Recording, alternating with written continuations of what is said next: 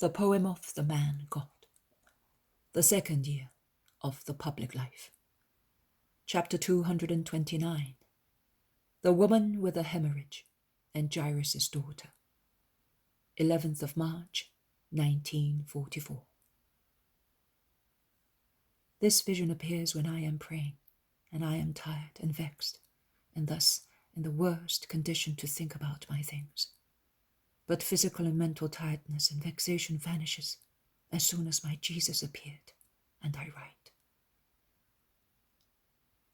Jesus is walking on a sunny, dusty road that runs along the lake shore.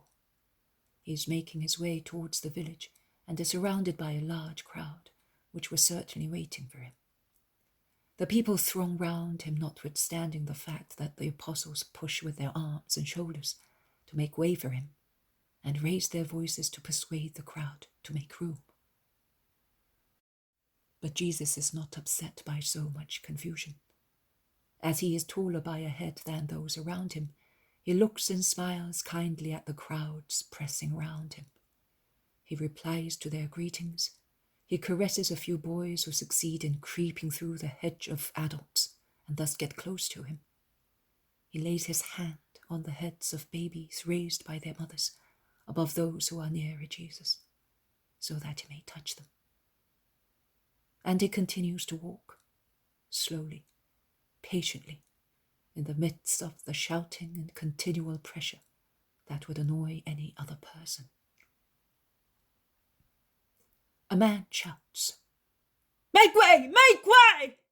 It is a panting voice, and it must be known to many, as it is obviously the voice of an influential person, because the crowd opens out, albeit with some difficulty, such is the crush to let a man about 50 years old pass.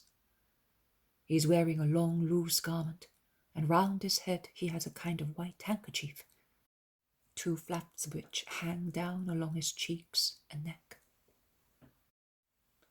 When he arrives before Jesus, he prostrates himself at his feet and says, "Oh, Master, why have you been away so long? My little girl is so ill. No one can cure her. You alone are her mother's hope and mine. Come, Master. I have been waiting for you with immense anxiety. Please come at once. My only daughter is dying." And he weeps. Jesus lays his hand on the head of the weeping man, who is bent and shaking with sobs, and replies to him, "Do not weep. Have faith. Your daughter will live. Let us go to her. Stand up. Let us go." His final words sound like a command. Before, he was the comforter. Now, it is the dominator who is speaking. They set out. Jesus is walking beside the weeping father and is holding him by the hand. And when the poor man is convulsed with deeper sobs, I see Jesus look at him and press his hand harder. He does not do anything else, but how much strength must flow into a soul that is dealt with thus by Jesus. Previously, James was where the Father is now, but Jesus made him move to make room for the Father. Peter is on the other side.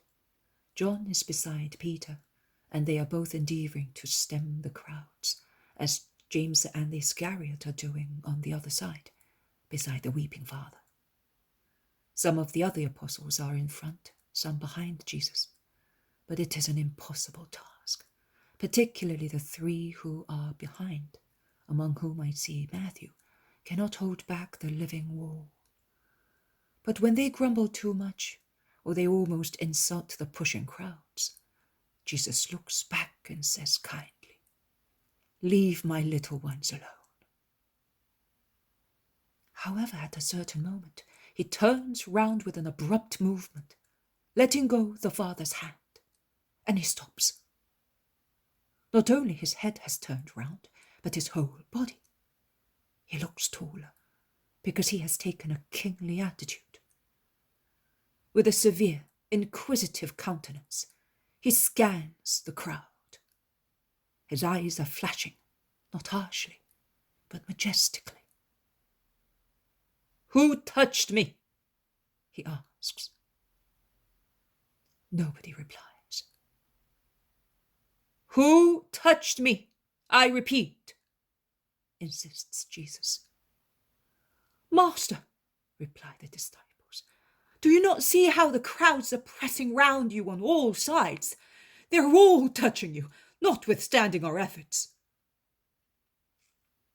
Jesus, while speaking, looks 3 or 4 times at a little woman about 40 years old, very poorly dressed and emaciated, who endeavours to disappear in the crowds and vanish completely. His eyes must be burning her. She realizes that she cannot escape, comes back, and throws herself at his feet, almost touching the dust of the road with her face, while her arms are stretched out, not daring to touch Jesus. "Forgive me, it was I. I was ill. I have been ill for 12 years. I was shunned by everybody. My husband deserted me. I spent everything I had so that I might not be considered a disgrace, and I might be able to live like everybody else. But no one was able to cure me. See, Master, I am old before my time. My strength has flown out of me with my incurable hemorrhage, and my peace went with it. They told me that you are good. I was told by one whom you cured of leprosy, and who, having been shunned himself for many years, did not loathe me. I did not dare to tell you before. Forgive me. I thought that if I only touched you, I would be cured. But I did not make you unclean. I hardly touched the hem of your tunic, the hem that trails on the ground, on the dirt of the road. I am dirt myself. But now that I am cured, may you be blessed. The moment I touched your tunic, my complaint came to an end. I am like all other women. I will no longer be avoided by everybody. My husband, my children and relatives will be able to stay with me, and I will be able to caress them. I shall be useful in my house. Thank you, Jesus, my good Master. May you be blessed forever." Jesus looks at her with infinite kindness. He smiles and says, "Go in peace, my daughter. Your faith has restored you to health. Be free from your complaint forever. Be good and happy. Go." While he is still speaking, a man arrives. I think he's a servant, and he addresses the father who has been waiting all the time, respectfully but anxiously, as if he were on tenterhooks. "Your daughter is dead. It is quite useless to bother the master. Her soul departed, and the women are already mourning her. Her mother has sent me to tell you, and she asks you to come at once." The poor father utters a deep groan. He hides his face in his hands, pressing his forehead and eyes, and bending his head as if he had been struck. As Jesus is intent on listening and answering the woman, one would think that he has seen and heard nothing. Instead, he turns round and, laying his hand on the bent shoulders of the poor father, he says, "Man, I told you, have faith. I repeat, have faith. Do not be afraid. Your girl will live. Let us go to her." And he sets out, holding the dejected man close to himself. The crowds, seeing so much grief and being deeply affected by the recent miracle, are frightened and stop. They then part, allowing Jesus and his disciples to walk fast, and they follow in the wake of the passing graves. They walk thus for about 100 yards, perhaps more. I'm not good at estimating, proceeding towards the center of the town. People are crammed in front of a respectable house, commenting in loud, shrill voices on the event and replying to louder screams coming from the house through the wide-open door. They are trilled, piercing screams, apparently uttered monotonously by the shriller voice of a soloist, to whom a group of thin voices replies first, and then is followed by another group of full voices. There is enough uproar to cause even healthy people to die. Jesus orders his disciples to stop at the door, and he tells Peter, John, and James to follow him. He enters the house with them, holding the weeping father by the arm all the time. By holding him thus, he seems to be wishing to instill into him the certainty that he is there to make him happy. The women mourners, I would call them howlers, when they see the landlord and the master, double their screams. They clap their hands, beat tambourines, strike triangles to accompany their lamentations. "Be quiet," says Jesus. "There is no need to weep. The girl is not dead, she is sleeping." The women shout louder. Some roll on the floor, some scratch themselves and tear their hair, or they pretend to do so, to prove that she is really dead. The musicians and the friends of the family shake their heads at Jesus' illusion. They think that he is deceived, but he repeats, "Be silent!" so energetically that the turmoil, while not ceasing completely, becomes a whisper, and he passes by. He goes into a little room. A dead girl is lying on a bed. She's thin, very pale, has already been dressed, and her dark hair has already been set in order.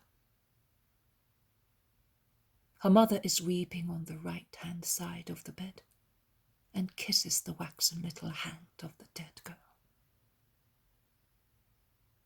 Jesus, how handsome he is now. I have seldom seen him thus. He approaches the bed solicitously. He seems to be sliding or flying across the floor. So fast he approaches the little bed. The three apostles stand with their backs to the door, which they have closed in the faces of curious onlookers. The Father is standing at the foot of the bed. Jesus goes to the left-hand side, and with his left hand, he takes the lifeless left hand of the girl. Yes, I saw him well. It is the left hand, both of Jesus and of the girl. He raises his right arm with open palm to the height of his shoulder, and then lowers it in the attitude of one who swears or gives an order. He says,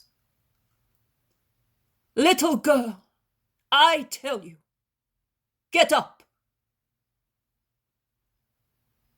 There is a moment when everybody is in suspense, except Jesus and the girl. The apostles stretch their necks to see better. The father and mother look at their child with eyes full of deep sorrow. After a moment, a sigh raises the breast of the girl.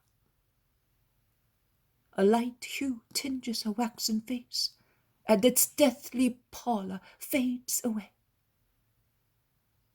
The hint of a smile appears on her lips before her eyes open, as if she were having a beautiful dream. Jesus is still holding her hand. She gently opens her eyes and looks around as if she were awaking. She sees first the face of Jesus, who is looking at her with his most beautiful eyes and smiling kindly to encourage her. And she smiles at him. "Get up," repeats Jesus, and he pushes aside with his hand the funeral ornaments spread on the bed and around it, flowers, veils, etc., etc., and helps her to get up and take her first steps, holding her by the hand. "Give her something to eat now," he commands. "She is cured. God has given her back to you. Thank him for that. And do not tell anybody what happened. You know what happened to her. You believed, and your faith deserved a miracle. The others did not have faith. It is quite useless to endeavor to convince them. God does not show himself to those who deny a miracle. And you, my little girl, be good. Goodbye. Peace to this house." And he goes out, closing the door behind him. The vision ends. I will tell you that the 2 points of it which makes me joyful are those in which Jesus looks among the crowd for the person that touched him. And above all, when standing near the little dead girl, he takes her by the hand and tells her to get up. Peace and assurance have come into me. It is impossible for one as merciful and powerful as he is not to have mercy on us and not defeat the evil that kills us. Jesus, for the time being, makes no comment. Neither does he say anything about the other things. He sees that I am almost dead, but does not consider that it is the case that I should feel better this evening. Let it be done as he wishes. I am already happy enough to have his vision.